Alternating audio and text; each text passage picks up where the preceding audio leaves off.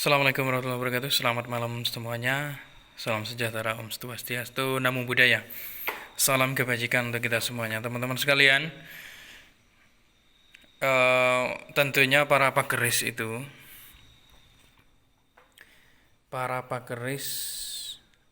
meski koleksinya banyak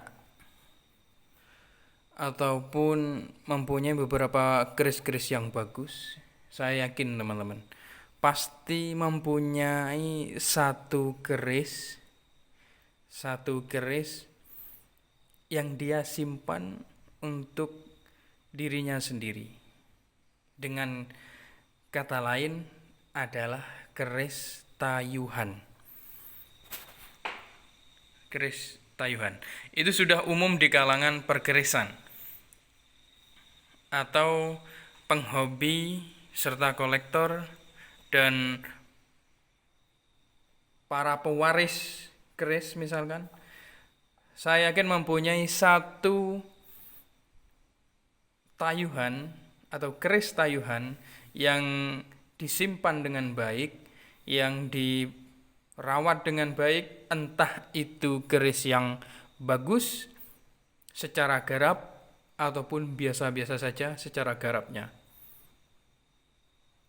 Nilai pada rasa itu yang diperhitungkan di sini, teman-teman. Contoh saja, teman saya punya keris bertangguh Singosari, lumayan utuh, dan itu ditawar berapapun nggak dikasihkan gitu. Ditawar berapapun tidak dikasihkan. Ada salah satu teman saya juga punya keris berdapur jangkung, dan itu keris pertamanya saat mengenal keris, dan biasa-biasa saja. Ditawar orang pun tidak akan pernah dijual sama dia. Begitu juga dengan saya, teman-teman. Sedikit cerita ini. Saya kenal keris itu 2017. Mengenal keris dan suka. Awalnya saya membenci tentang keris. Awalnya saya adalah pembenci dengan keris. Saya termasuk Islam yang cukup ini ya dulunya, memahami keris kepada istilah musyrik, istilah kesyirikan dan lain sebagainya. Saya termasuk Islam sentris dulunya, juga membenci tentang budaya, termasuk tidak menyukai hal-hal yang berbau dengan kurofat. Itu awalnya saya membenci. Kenal keris awalnya di situ saya. Saya adalah seorang pembenci awal mulanya. Namun lambat laun ketika banyak pemahaman dari Les Bumi, yaitu satu anak organisasi dari Nahdlatul Ulama yang banyak menjelaskan perihal keris, banyak memberikan pengertian tentang pusaka, bahwa sejatinya pusaka itu adalah benda mati yang sama artinya dengan ATM. Maka kata Gus Bahak mengatakan, beliau pernah dawuh, fungsi keris itu sama seperti halnya ATM. Kalau orang zaman dulu kalau keluar rumah nggak bawa keris itu nggak nyaman. Sama halnya dengan orang-orang zaman saat ini. Mau keluar rumah, mau jalan-jalan misalkan, mau ke mall misalkan, nggak bawa ATM, nggak bawa HP, itu nggak nyaman. Sama, ini sama, perlakuannya sama, tindakannya pun sama gitu. Tapi kenapa yang divonis hanya keris gitu? Harusnya kalau ATM itu fungsinya pun sama, harusnya juga bisa disebut dengan syirik juga, dengan kesyirikan juga. Jadi dengan adanya pemahaman tentang kebudayaan, bahwa keris itu adalah sebuah cagar budaya, bahwa keris itu adalah kekayaan Nusantara ini yang jangan sampai dirusak, dibuang, bahkan ada yang membakar. Saya pernah melihat kaum Islam yang agak radikal gitu, tahu tentang keris ini tanpa dia mempelajari terlebih dahulu seluk-beluknya, dia sudah memvonis sudah gelas penuh katanya. Kalau gelas penuh itu mau diisi air lagi itu udah tumpah-tumpah. Egonya terlalu besar, teman-teman. Jadi saya berawal dari orang yang sangat membenci perihal tentang budaya. Namun pada awal 2017 saya awalnya memang berniat ada peluang di sini, karena memang saat itu saya mengalami sebuah kebangkrutan dalam dunia bisnis. Akhirnya saya mengenal keris dan di situ ada peluang untuk jual beli. Ini jujur saja, teman-teman. Saya tidak munafik. Saya pure seorang pedagang keris memang. Namun saya juga cinta budaya ini. Akhirnya saya menggeluti perihal keris ini.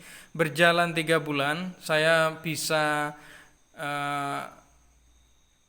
sembarang lah, bisa punya sepeda motor, bisa punya tabungan, bisa keris saya bisa cukup banyak lah koleksinya. Namun pada saat itu juga ujian datang, dan ujian datang itu tersandung mafia lah, masalah lah, sehingga beberapa keris saya, uang saya, sepeda saya itu kena tipu lah. Nah, dalam kurun waktu 2017 saya jatuh karena tipuan seorang mafia itu. Saya jatuh dalam hal ekonomi. Akhirnya saya mencoba banting setir untuk mencari pulihan untuk bangkit kembali. Akhirnya saya membuka bisnis kembali dengan utang mencapai 100 juta. Saya buka bisnis konvensional lagi, berjalan sampai 2019 awal Februari kemarin saya bangkrut lagi. Akhirnya saya memberanikan diri untuk pinjam uang lagi 10 juta, dan akhirnya saya nyari keris lagi, teman-teman, nyari ke pelosok-pelosok desa. Lah ndak taunya dilalah. Kok saya itu sama orang Jember ini dikasih keris itu satu peti yang isinya 32 keris dalam satu peti itu. Dalam 32 biji keris itu, alhamdulillah kerisnya itu bagus-bagus, teman-teman. Bagus-bagus dan kelas-kelas keraton lah. Dan sebagian masih saya simpan. Itu dikasih cuma-cuma, tapi saya tidak mau, tetap harus ada mahar di situ. Jadi saya sangat menjunjung tinggi nilai-nilai yang ada di perkerisan. Meskipun mau dikasih gratis, tapi saya tetap harus ada tali lah, harus ada mahar di situ. Akhirnya dari situlah saya mulai bangkit kembali. Ternyata memang passion saya adalah pada keris ini, teman-teman. Ternyata memang ada pada keris ini, dan alhamdulillah saya kembali bangkit lagi.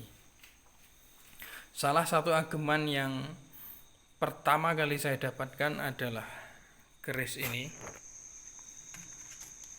Keris ini menurut saya cukup sederhana, teman-teman. Kayu cendana,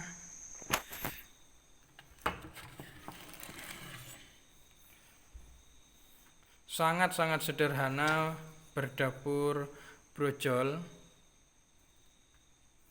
Dapur brojol, panjangnya kurang lebih 25 cm. Ini adalah keris khas Ngadiboyo Nganjuk yang saya dapatkan di Jember, teman-teman, di awal 2017. Sederhana sekali. Yang pamornya ini pamor wengkon isen. Ini berkarat, sebelumnya sudah saya cucikan, tapi karena dipegang terus, banyak yang suka, banyak yang mau beli. Entah kenapa, keris yang menjadi tayuhan itu disukai orang-orang, teman-teman. Disukai orang-orang. Siapapun yang punya keris tayuhan, pasti itu diburu oleh pakeris-pakeris lainnya. Pasti diburu. Kalau Anda punya keris yang kiranya cocok secara auranya, maka disimpan, ya, jangan dijual. Sejelek apapun atau sebagus apapun itu disimpan. Satu saja, teman-teman, itu cukup. Keris ini merupakan keris khas Ngadiboyo yang dalam penelitian teman-teman di Nganjuk, penelusuran sejarah bahwa Empu Ngadiboyo, yaitu Empu Moyogati, merupakan seseorang yang ditengarai ikut pada perjuangan Pangeran Diponegoro abad ke-19. Gitu. Saya menyukai keris ini entah kenapa, padahal masih banyak sih koleksi saya yang lebih bagus dari ini. Namun hati saya klik gitu rasanya. Hati saya itu klik rasanya. Ini mau dibeli siapapun saya tidak boleh ini. Tetap saya pakai sendiri. Jadi begitu, teman-teman. Ini sedikit kisah dari saya perihal keris tayuhan atau keris yang saya pegang. Ini hanya berupa keris brojol kecil seperti ini, teman-teman. Ya, sederhana sekali. Sederhana sekali. Tadi ada teman yang komen tadi, Mas, suaranya tidak perlu didengung-dengungkan, tidak perlu dibindeng-bindengkan. Siapapun tahu kalau logat Anda itu Madura gitu. Jadi gini, Mas, yang tadi komen, saya ini bukan membindeng-bindengkan. Memang suara saya itu seperti ini. Suara saya itu agak bindeng karena terlalu banyak ngerokok dulunya. Dari 2015 saya berhenti. Saya ngebul ngerokoknya itu terlalu over. Akhirnya pengaruh pada pernafasan saya. Jadi bukan dibindeng-bindengkan. Masalah etnis itu saya kira saya tidak suka untuk nyinggung-nyinggung masalah itu. Saya ini asli orang Madura. Pandalungan di Jember, keturunan orang Madura memang saya. Jadi bukan saya itu nutupi saya ini orang Madura, bukan. Saya asli dari keturunan Madura memang. Dan saya bangga menjadi orang Madura. Saya sudah dari tahun 2009, 2010 awal tinggal di Nganjuk. Jadi sudah 10 tahun. Bahkan logat-logat kosakata Madura kadang saya sudah banyak yang lupa karena terlalu lama di Jawa. Jadi bukannya saya itu nutupi kalau saya orang Madura, bukan. Tapi saya bangga jadi orang Madura. Namun saya tidak pernah membahas masalah etnis, karena bagi saya itu semua satu Indonesia, itu satu darah, satu saudara. Dan semuanya ini adalah saudara. Jadi saya kurang suka ketika kita menyinggung masalah etnis itu. Kita tuh satu Indonesia, Nusantara, kita bareng-bareng menjaga persaudaraan kita ini. Begitu kira-kira. Jadi pesan saya, kalau Anda dapat keris, entah itu warisan, entah itu dapat diberi orang gitu. Dapat diberi orang. Saya rasa Anda harus menyimpannya dengan baik-baik, teman-teman. Disimpan baik-baik, mungkin itu adalah satu wasiat dari nenek moyangnya dan nenek moyang Anda untuk disimpan. Mungkin ada berkah di situ. Gitu. Oke teman-teman, mungkin cukup sekian ngobrol tentang keris. Terima kasih yang sudah nyimak. Sebetulnya nggak penting-penting amat sih, cuman cerita-cerita saja ini. Daripada nggak bikin video, maksud saya seperti itu. Terima kasih teman-teman. Wassalamualaikum warahmatullahi wabarakatuh. Salam budaya.